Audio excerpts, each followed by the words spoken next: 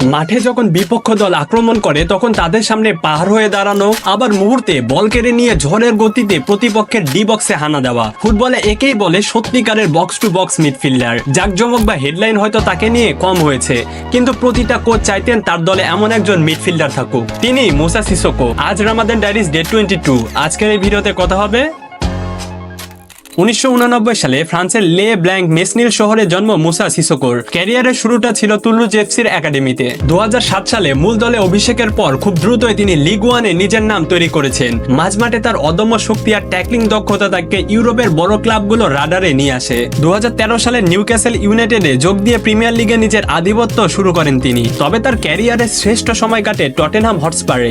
স্পার্সদের হয়ে 200 এর বেশি ম্যাচ খেলা সিসোকো ছিলেন 2019 চ্যাম্পিয়ন্স লিগ ফাইনালিস্ট দলের অন্যতম প্রধান স্তম্ভ। সেই বছর তিনি ক্লাবের প্লেয়ার অব দ্য সিজন নির্বাচিত হন। 2021 সালে তিনি ওয়াটফোর্ডে যোগ দেন।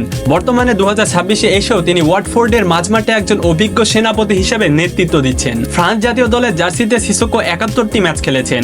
বিশেষ করে ইউরো 2016-তে তার পারফরম্যান্স ছিল চোখে পড়ার মতো। ফাইনালে পর্তুগালের বিপক্ষে হারলেও সিসোকোর পাওয়ারফুল রানিং আর শটগুলো তাকে ওই আসরের অন্যতম সেরা পারফর্মার হিসেবে প্রতিষ্ঠিত করে। দীর্ঘ 20 বছরের প্রফেশনাল ক্যারিয়ারে তিনি 720-এর বেশি ম্যাচ খেলেছেন এবং ক্লাবের হয়ে প্রায় 50-এর বেশি গোল করেছেন। আর এটা ছিল day 22 of Ramadan diaries. Ramzan জুড়ে মুসলিম ফুটবলারদের এরকম ইন্সপায়ারেবল জার্নি জানতে আমাদের পেজটিকে ফলো দিয়ে সাথে থাকবেন।